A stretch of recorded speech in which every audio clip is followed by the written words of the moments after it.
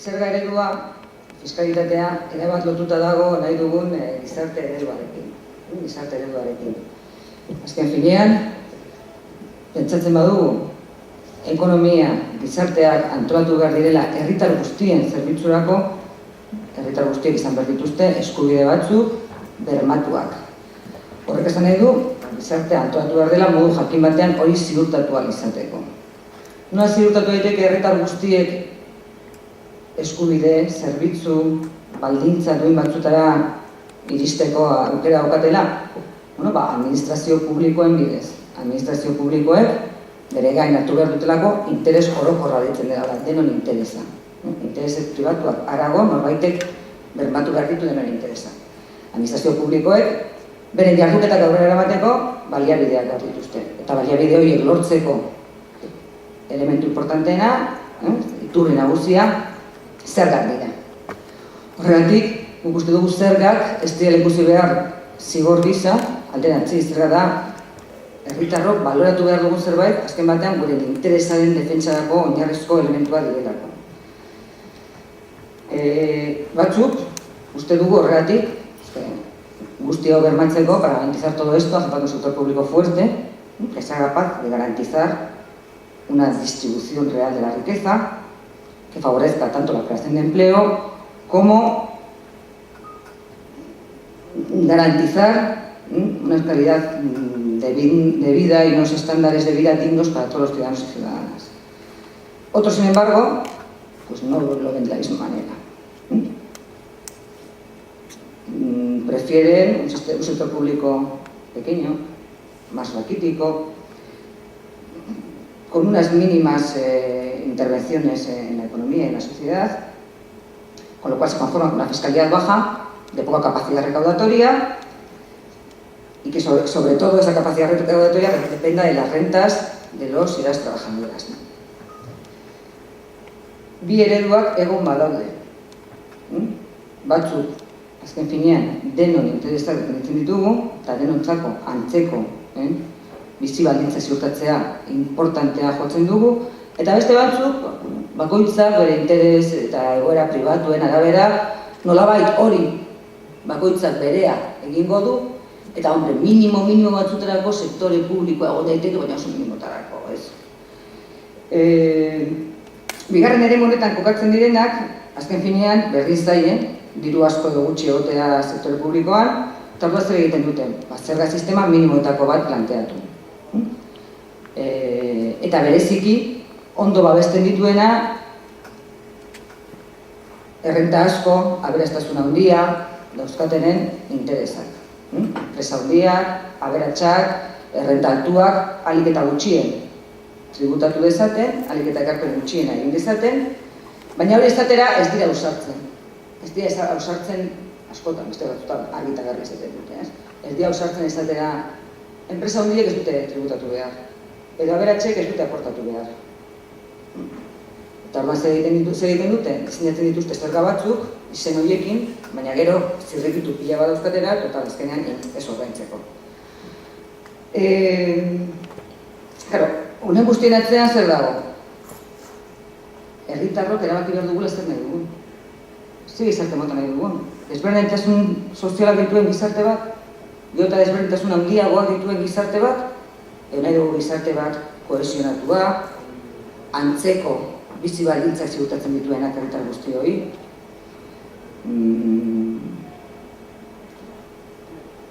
Bat edo besteak, toki desberdinetara ematen gaituzten. Baina eztabaida hor dago, ereduaren inguruan, eta horregatik fiskalitateak ere eztabaida behar du. Herritarrok jakin behar dugu zer nahi dugun, eta eztabaidatu behar dugu nolako gizarte nahi dugun. Eta nolako gizarte nahi dugun horretan ere dago, ze sektore publikoa dago, eta nola finantzatu behar den sektore publikoa hori. Alegia, ze fiskalitatea nahi dugun. Ez delako egia, fiskalitate bakar bat dela posible. Fiskalitate bakar bat posible da, zergatik. Hori da, azkeneko hamarkadetan, ez batez ere politika neoliberalen ildotik, nolabait zabaldu den ideia. Una única fiscalidad es posible. Porque si no, pues, todos los posibles riesgos y miedos, ¿no? Se van las empresas, se van los ricos, se van tal, y nos vamos todos a la miseria. Bueno, uste dugu mamu horiek gehiagizkoak direla, eta azken finean gutxi batzuen interesei erantzuten dietela. Eta eztabaida egon behar da. Hemen azken batean da, zergak nork ordaintzen dituen. Bi aukera dauzkagu. Asko daukatenek ez badute gehiago ordaintzen, diru gutxi egongo da gero banatzeko. Ze banatzeak esan nahi du, gehiago daukatenei gehiago hartu, gutxiago daukatenei ere banatu alizateko. Beraz, asko daukatenei ez badiegu hartzen, zer gerta daiteke, bi gauza. Bata, gutxi daukatenei gehiegi hartu behar diegula. Osa, redistribuir la miseria. Edo beste bat da, bueno, asko daukatenek ez dute aportaziorik egiten, gutxi daukatenek alduten neurrian, eta beraz, murrizketak, zerbitzu sozial gutxiago, baldintza eskasagoak egion nintzat. Beraz, nik uste dut, hor ez dela bakarrik gauza ideologiko bat, badera ere gauza praktiko bat. Asko daukatenek, zergarik ez badut ordaintzen, gutxi daukagunok gehiago ordaindu beharko dugu. Edo bestela ez ditugu beharrezko zerbitzu sozialak, laguntza sozialak eta abar izan. Hori pixkak gure abiak puntua, ez? Nolako zerga sistemak aurkitu ditugu gure inguruan? Bai Gipuzkoan, bai Bizkaian, bai inguruan dauzkaguz fiskalen ondorioa. Bueno, igual lehenengo transparentziarekin ikusi egiteke, ez? Lehenengo transparentzia honetan ikusi egiteke zerga bakoitzak ze ekarpena egiten dio zerga bilketa osoari. Nondik datorren rekaudazioa. Eta kasu honetan Gipuzkoako datuak dira, eta datu berriak dira. Aldaketa batzuk egin ditugu eta beste batzuetan saiatu gara norabide batean, baina ez dira nahikoak egoera honi buelta emateko urteetan metatutako egoera bat delako. Ikusten baduzue grafiko horretan, zeintzuk dira bi multzo handienak? IRPF, PFESA, lehenengoa, eta BESA, IVA, bigarrena. IRPF, bilketa osoaren 27%, eta IVA, bilketa osoaren 40%. Horrez gain, zerga bereziak deitzen direnak, 11%. Zerga bereziak ere kontsumoan zergapetzen dute. Zerga bereziak dira alkohola, gasolina, tabakoaren gaineko tasa. Beraz, bezaren eta zerga berezien artean, mediante impuestos indirectos, que pagamos todos por igual, independientemente de nuestros niveles de renta, con lo cual son regresivos, porque sobre rentas inferiores suponen un gravamen mayor. Euneko 51% de la recaudación depende de imposición directa. Hortaz aparte, euneko 37 IRPF-tik. Bioien artean, euneko 88 ditxiko gineateke. Gero ikusiko dugu, IRPF-na nor ordaintzen du. IRPF-a langile ordaintzen dut. Gero ikusiko ditugu datu horiek ere. Beraz, ze sistema daukagu? Batez ere, langileen bizkar eraikitako zerga sistema bat. Langileak eta soldatak, direlako azken finean, zerga bilketa horren atzean daudenak. Gure ustez, hau aldatu behar da.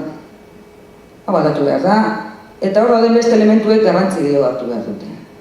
Aberastasunaren tributazioak garrantzi hartu behar du. Enpresa handien irabaziek aportazio handiagoa egin behar dute. Eta kapitalaren errentak, dividendoak, alokairuak, interesak, gehiago aportatu behar dute. Horregatik zen duen, hasiko gara pixkanaka, hau zeneteko batetik beste aldatu, baina hasiko gara beste zerga eredu baterako transizioa diseinatzen, markatzen eta aplikatzen den neurria. Eztabaida hau beti egon da hor, baina krisiarekin nabariago gertatu da.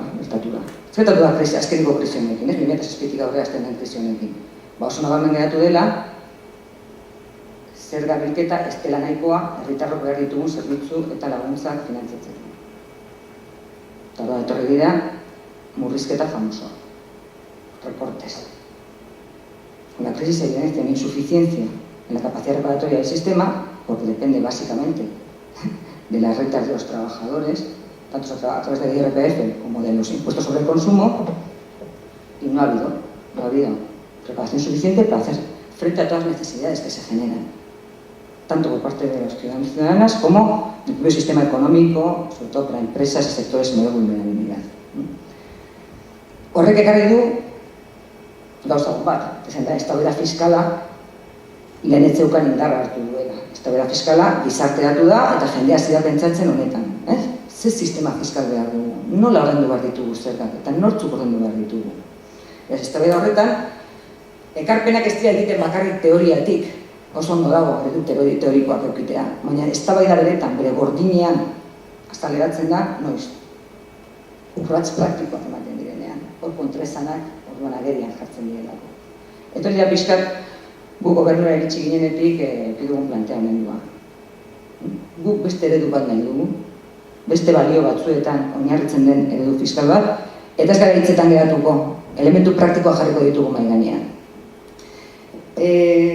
Bueltan amertzerelako, hain modu disparekoan, tributazioa, rekaudazioa lortzen duen sistema bati. Beraz, zeitzu dira gure zerga politikaren oinarriak edo ezaugarriak. Parentesi bat egin nahi dut. Ez dauzkagu muga importanteak daude. Guk ezin dugu diseinatu goitik beraneko genukeen sistema fiskala. Ezin dugu besteak beste ez dauzkagulako eskumen guztiak. Asko hitz egiten da, itun ekonomikoaz, kontzeptu ekonomikoak, dauzkagun abantaila fiskal guztiak, hori ez da inbesteako. Porque para empezar, toda la imposición indirecta, IVA, impuestos especiales, no depende de la capacidad de regulación de las instituciones vascas. Depende directamente del gobierno central. No tenemos ninguna capacidad normativa en IVA o en impuestos especiales, que es importante cuando quieres diseñar el sistema en tu conjunto. Beste nunbaiten, zergak egon nahi badituzu, agia horietan ere regulatu beharko zenukelako. Beraz, hor muga bat daukagu. Eta beste muga importante bat da, zergaren eta zer dugun inguruan. Zenbat sistema fiskal da Euskal Herria momentu honetan. Bizkaikoa, Gipuzkoakoa, Arabakoa, Nafarroakoa, Estatu Espainolekoa, Estatu Frantsesekoa, Europa, zen nahi dut, komplikatua dela. Beraz, horrek ere, neurri batean, eman ditzakezun urratsak ondo mugatuak, ondo akotatuak izatea behartzen zen. Eta nik uste dut kontuan eduki behar dela. Ezin dugu goitik berako aldaketa batzuk egin, eta horrekin erabat sistema desberdin bat sortu, agian mugimendu gehiago egon daitezkelako eta arazo gehiago egon daitezkelako gure herrian. Beraz, nora goazen oso argi eukin da, urratsak egin behar dira modu neurtuan eta egin daitezkeen erritmoan. Eta izan pizkar dut planteamendua. Ezaugarriak oso labur, zerga sistema da gure uste, sektore publikoaren oinarria. Sektore publiko bat nahi badugu. Gastu soziala handia euki dezakena. Enplegu zorrerari garrantzia ematen dien eta horretarako politika industrial bat martxan jarri behar duena. Eta abar, zergak behar dira. Eta herrialde askotan hau ikusten dira, herrialde askotan zergak horretzeko prest daude. Suedian, kanpaina indezitzen dutenean zergak itxiko ikustela, herritarrak ez daude ados. Zergak egiten baizti dazu, beste zergak enduko dira zu. Dira beste eskubide bat. Beraz, zergak importantea dira, sektore publikoak interes orokor hori bermatu behar duelako. Beste irizpide bat. Gehien daukanak, elkarpen handiago egin behar du. Gizarte honetan, elkartasuna funtsezkoa delako eta kohesio soziala denontzako importantea den balore bat izan behar duelako. Horrek ematen duelako, bakea eta gauzak normaltasunez gizarte baten antolatzeko aukerak.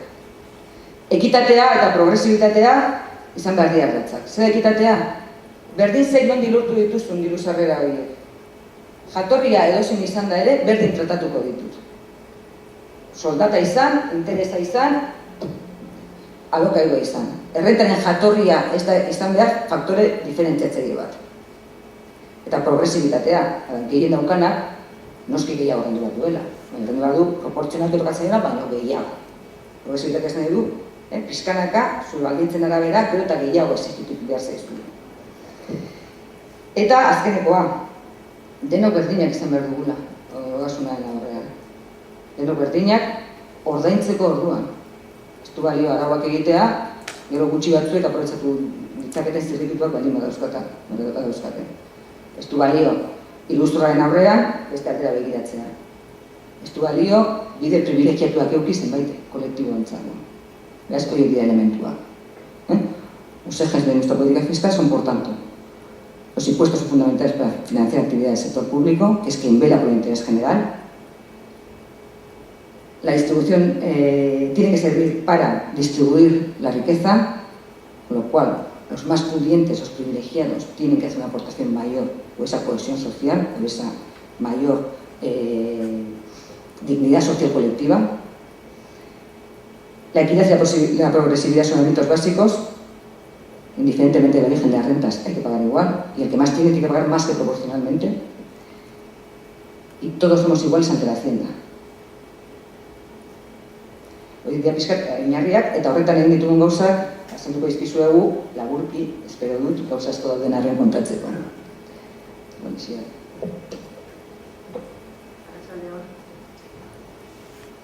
Bai, arratsaldeon. Bueno, esan bezala, pixka bat ni zentratuko naiz, irizpide horien arabera, Gipuzkoako Foru Aldundian, fiskalitatearen alorrean egin ditugun urratsak azaltzen. Esan bezala, pixka bat zerga sisteman aplikatu ditugun aldaketak edo hartutako ibilbidea ezagutzeko kondutan hartu behar da ze osagai dauzkagun, ez, mahai gainean. Lehenak aurreratu ditu, baina zerga ezberdinak daude. Zerga hauetako batzuk, langileek ordaintzen dituzte batez ere, errentaren arabera, bere soldatengatik. Beste multzo bat izango zen kontsumoarengatik ordaintzen dian zerga, IVA kasu edo zerga bereziak, hori mundu guztiak ordaintzen ditugun zergakia.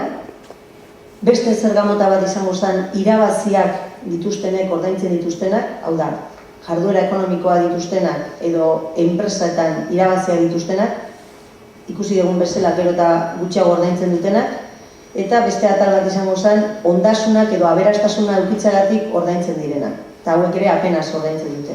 Beraz, grafiko honetan ikusten den bezala, esan dugun bezala baita ere aurretik, langileen bizkar dago zerga sistema, egungo zerga sistemaren pisurik handiena. Errenta zergan bidez, 37, eta kontsumoko zergak 51. Errentako zergen artean ere, ikusiko dugu, gehiena langileen errentatik datorrela. Hurrengo grafikoan ikusten da, hor ikusten badezute, errenta zergan, berez kapital errenta batzuk ere grabatzen dira, baina 83% dator lanetik, soldateetatik dator. Beraz, horrek erakusten du nolabait noren bizkar dagoen sistema, egungo sistema. Eta hori guk aldaketa batzuk abiatuta gero, oraindik emaitza hori da. Beraz, bidea luzea dago eta horretan saiatu eta sakontzen joan behar dugu. Eta hori da, desoreka hori aldatzea da pixka bat gure zerga politikaren helburua, ezta? Decía que, bueno, como os he adelantado previamente, hay una gran desproporción entre los impuestos que se pagan por parte de la mayoría de la ciudadanía, que serían los impuestos que provienen o que se generan en el consumo, tales como el IVA y los impuestos especiales, y sobre todo pues, las nóminas de los trabajadores, las rentas de trabajo, que entre todos pues, más o menos forman el 88% de la recaudación en estos momentos. Y eso a pesar de los cambios que se han ido introduciendo en los tres últimos ejercicios. Y que nuestro objetivo sería pues, empezar a dar la vuelta, que ya se ha empezado en parte, a ese desequilibrio que existe en el sistema fiscal. Horregatikan, iritsi ginenean Foru Gobernura Diputazioan, Gipuzkoako Aldundian, 2011an bere alakoan urrats batzuk eman genituen, eta lehenengoa izan zen ondare zerga berreskuratzea. Gogoan izango dezute, nola duela urte batzuk, ondare zergak desagertzen joan ziren, argudio baten arabera gaizki eginda zeudelako eta klase ertainen ordaintzen zituztelako, eta hori horrela izanik ezabatu egin ziren bere garaian, argudio erreso horrekin, ez? Eta guk lehenengo gauza egin genuna 2011an izan zen, urte hortan bertan ordaintzeko foru arau bat onartu, eta 2 urtetarako, 2011 eta 2012rako, eta konpromisoa hartu genuen zerga hori benetan aberatseko ordaintzeko berriro diseinatzeko. Eta gero hobeto azalduko dugu puntu hau. En primer lugar, la primera decisión que se tomó y que se llevó adelante fue recuperar el impuesto de patrimonio, que es un impuesto que, tal como un compañero nuestro suele decir, es el impuesto que más odian los ricos y la burguesía. Entonces, ese impuesto, pues, debido a las supuestas deficiencias que tenía, que que derivaban en que se pagaba mayoritariamente por la clase media, pues se había derogado en los diferentes territorios durante el ejercicio 2007-2008, también en el Estado. Pues nosotros fuimos los primeros que dijimos que lo íbamos a recuperar con las consecuencias mediáticas que tuvimos, pero al final, pues debido a la crisis, otros también por detrás fueron recuperándolo. Pese a ello, no nos conformamos con esto y el compromiso que se tomó al mismo tiempo que se instauró otra vez el impuesto del patrimonio fue crear un nuevo impuesto para que de verdad los más ricos pagaran más. Y ese compromiso se cumplió y luego lo explicaremos más detalladamente.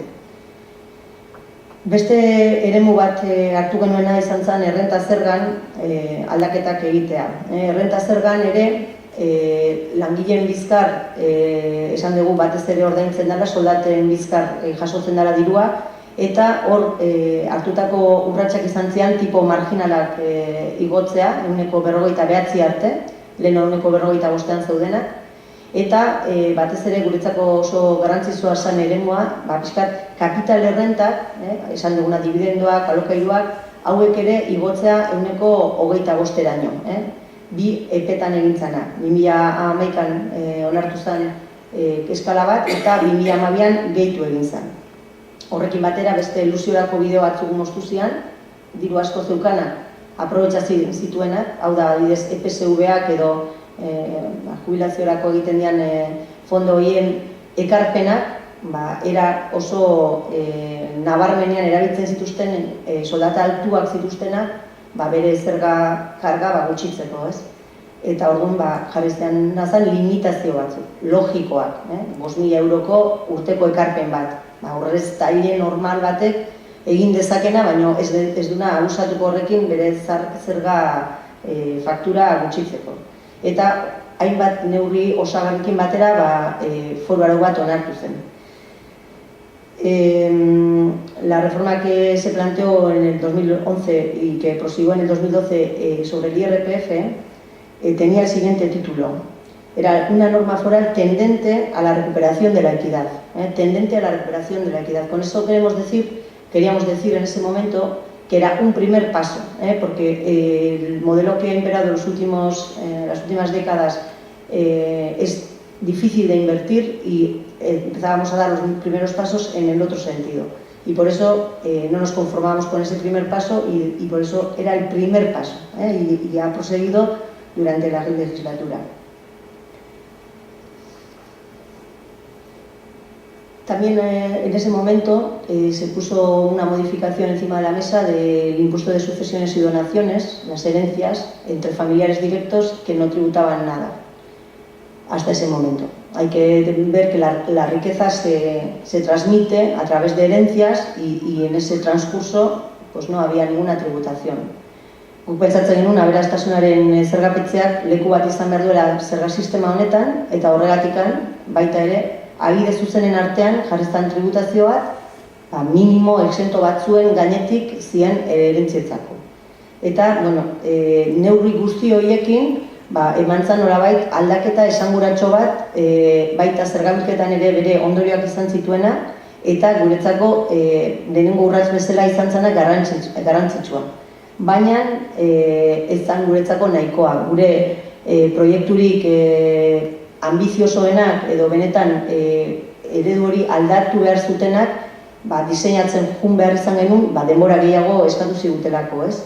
Eta hor ditugu bi elementu horiek. Bat izango zen aberastasunaren eta fortuna handien gaineko zerga, el impuesto sobre la riqueza y las grandes fortunas, eta bestea sozietateen mozkinen irabazien gaineko zerga aldatzea. El impuesto sobre los beneficios de las sociedades es el otro gran proyecto que teníamos y tenemos actualmente entre manos. Estos dos ámbitos son los que más nos preocupan porque de verdad pensamos que son los que tienen que ir diseñando un nuevo modelo de sistema fiscal más justo. Por mucho que tengamos que dar pasos para que el IRPF sea cada vez más progresivo, que las herencias también tributen, pero bueno, de verdad que lo que queremos es que las rentas del capital y las rentas de los beneficios de las sociedades hagan una mayor contribución al sistema fiscal y también los más ricos también hagan una mayor contribución al sistema fiscal. Por eso, mira, es simplemente para que veáis lo que queremos decir, si os fijáis, el impuesto de sociedades, que es la segunda, que no sé si se verá, pero es la segunda línea, la que está en negrita, ahí aparece un 6%. Es un 6% de todo lo que se recoge en la recaudación anual de Guipúzcoa. El último dato, este es el 6, el año anterior era el 7, encima cada vez es menor. Entonces, este ámbito es uno de los que más nos preocupa y luego nos centraremos. Igual momentu honetan, Elenari hitza emango diot, esplikatzeko aberastasunaren eta fortuna handien gaineko zergaren egin ditugun urratsak.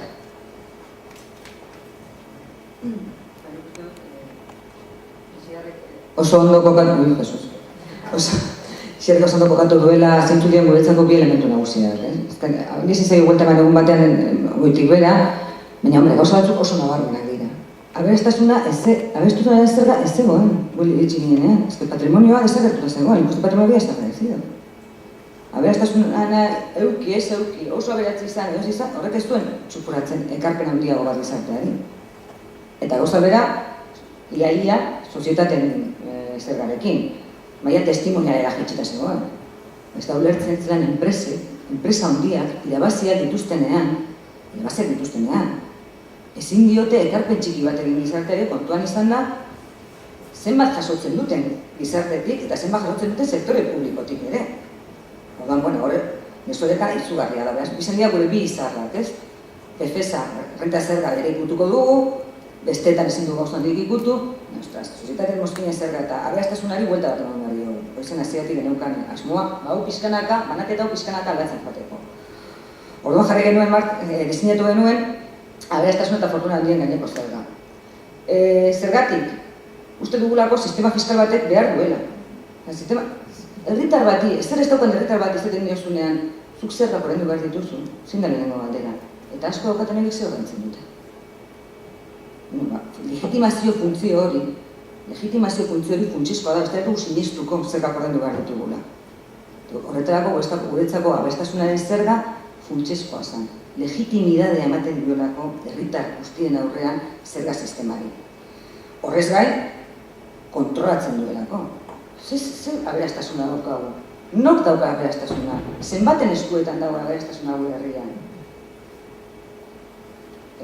Gizarte demokratiko batek dagoen aberastasunaren banaketaren kontrol bat eduki beharko du. Zerga bilketari egingo dion ekarpena? Baitaren. Hombre, ez da IRPF batek egiten duen ekarpena edo BES batek egiten duen ekarpena. Baina, bada, gure kasuan, azkeneko urteetan eman den gehikuntzaren 18% zerga horretatik dator.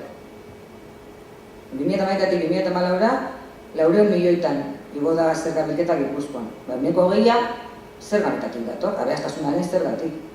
Ez da asko, baina bada zerbait.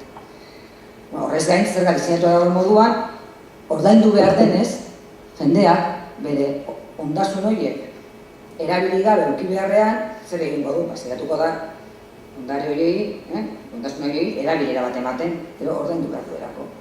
Beraz, erabilera espekulatiboen ondoan, bultzatzen du ondasun horiei ere etekin bat ateratzea.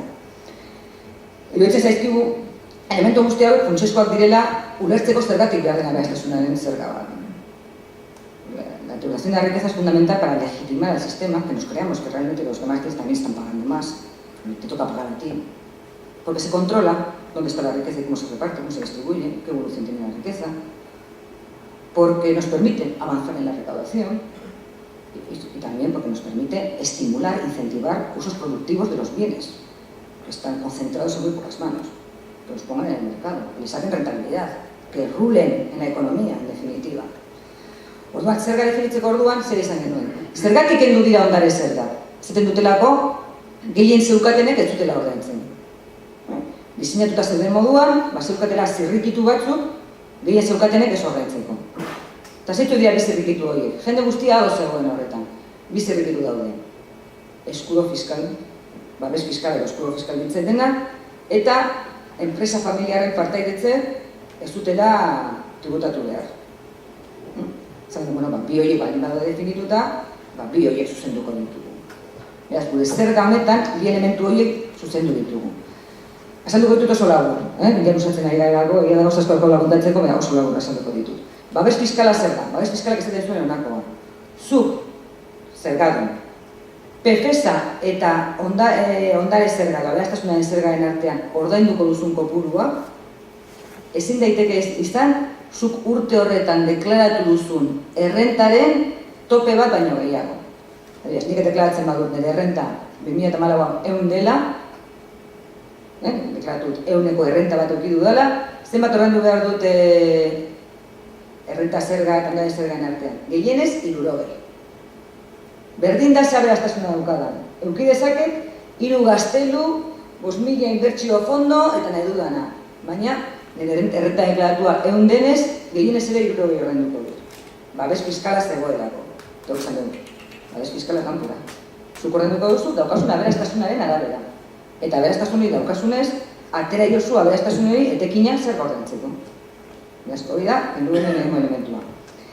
Bigarrena, bazegoa salbuespen bat. Enpresa familiarretan dauzkasun partaidetzak ez dira kontatuko zure aberastasunaren barruan. Eta pentsatzen izan denok, enpresa familiarrak txikiak, eta enpresa familiar bat da Mercadona. Beste bat da Inditex, beste bat da El Corte Inglés edo L'Oreal, adibidez. Eta hor zeukaten partaidetza horiek ez ditugu kontatzen. Zergatik, suposatzen dela, zure etorkizun ekonomikoa eta zure arriskua oso lotuta dagoela enpresa horren bilakaerarekin, eta hartzen duzun arriskoagatik salbuetsita dagoela. Guk esan genuen, salbuetsita, es un poco excesivo. Que hay una exención total a las participaciones en empresas familiares, que como he dicho puede ser pequeña, puede ser enorme, nos parecía excesivo. No. Que se contabilice dentro de la riqueza del contribuyente, porque es riqueza. En una forma jurídica determinada, pero es riqueza. Que se contabilice. Beraz, sartuko da, aberastasunaren konputuan. Beraz, ez dago salbuespenik, baina, esan genuen, egia da, inguruko toki guztietan salbuetxia dagoela, eta nolabait hori kontuan izan da, guk egingo diogu, obari bat, una bonificación. Te contabilizo toda la riqueza, pero luego, hasta el 75% de la misma, no la voy a contar a la hora de calcular cuánto tienes que pagar. Con lo cual, llevo un control de la riqueza que realmente tienes, aunque luego a la hora de decir cuánto es la cuota que te toca pagar, te hago una bonificación del 75% en ese tipo de bienes. Y usted asko zuzenagoa dela, eta asko zela justuagoa dela. Aberastasun hori daukan pertsona batek, botere ekonomiko handia daukalako, aberastasun horrek lotuta eta diru asko daukalako. Zergaren beste ezaugarri bat. Gehienez, 1% ordaintzen dena. No bete esan, que poco. Muchos pagan 1%. Bueno, porque un 1% como mucho.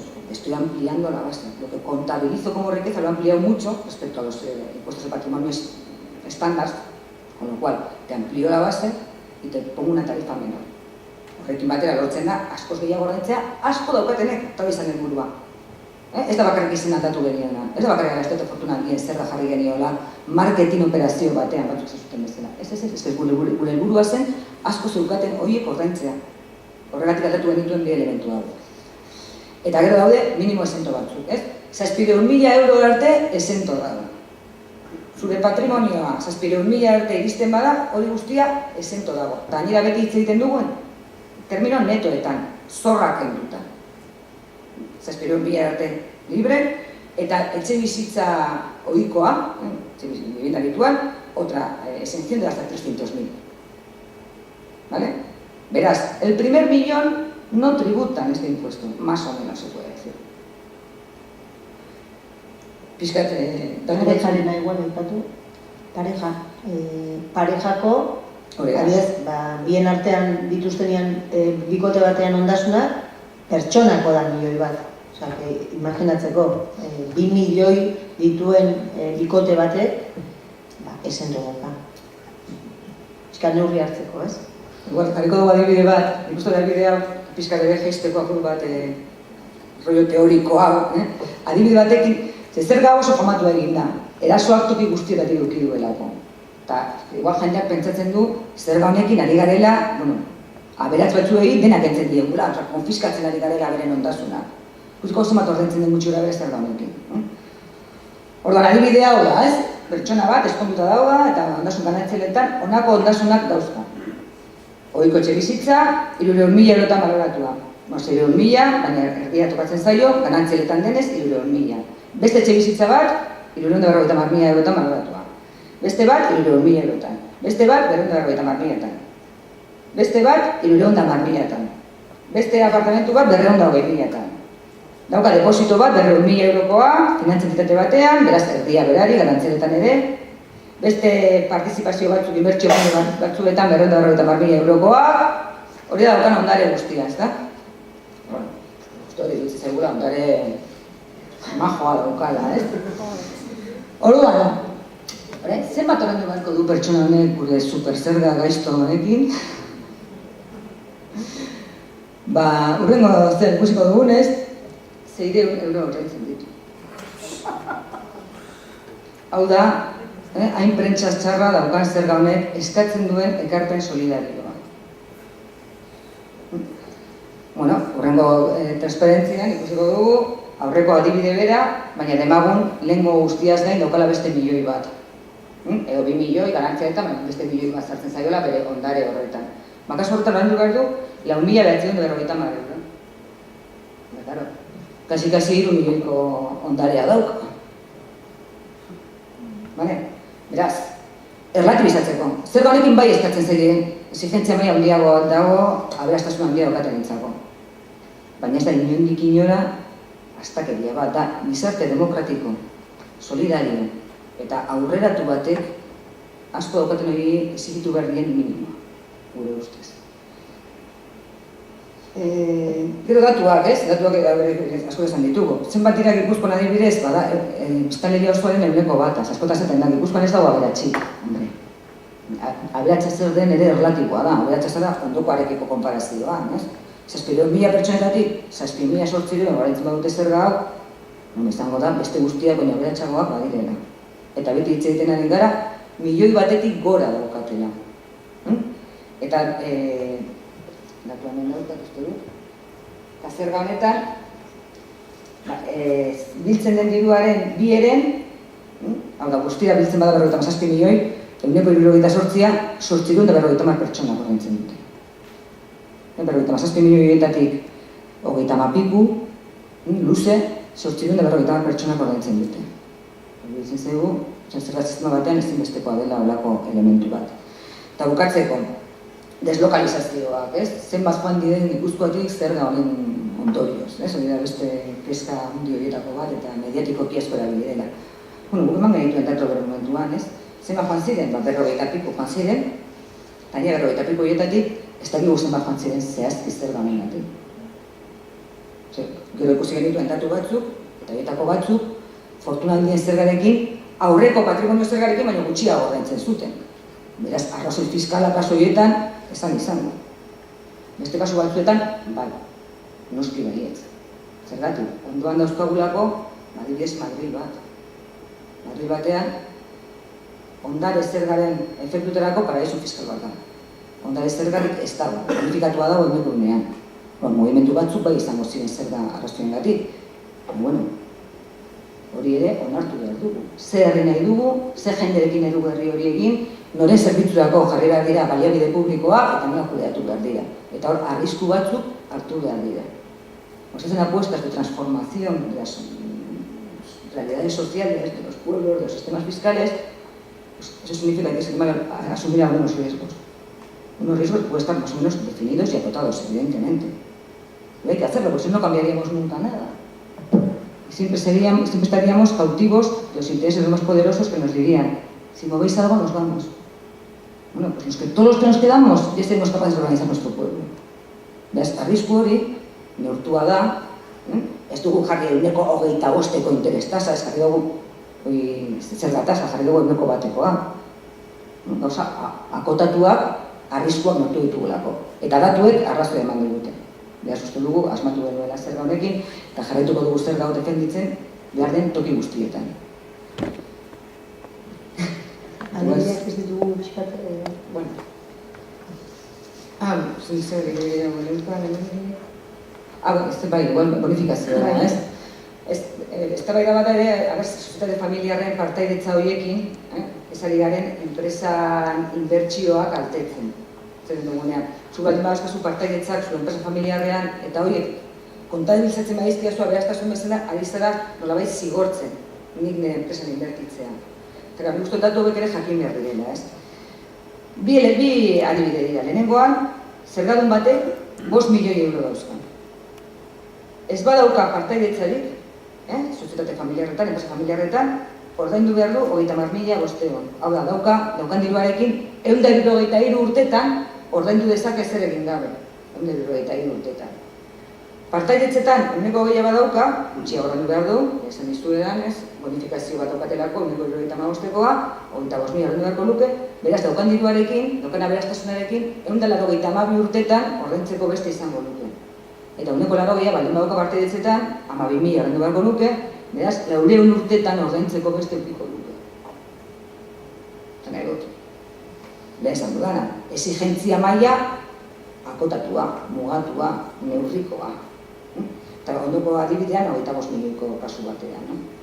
Una persona, en este ejemplo en castellano, una persona que tiene 25 millones acumulados en riqueza, si no tiene participaciones en empresas familiares, pagaría 230.000, sin hacer nada con esa riqueza, sacarle una rentabilidad, cosa muy rara. O sea, que una riqueza de 25 millones que no le saque ninguna rentabilidad es un poco sospechoso. Pero supongamos que no le saca. Pues con lo que tiene para pagar este impuesto durante 109 años. Si tiene el 20% de participaciones, tiene para pagar este impuesto durante 127 años. Y si tiene 80%, durante 271 años. Si este es el factor que va a llevar a la crisis esa empresa familiar, yo creo que muy mal lo está haciendo, porque no está sacando rentabilidad y además de tiempo un montón de años. Entonces, un poco para relativizar también esas informaciones que creo que es importante.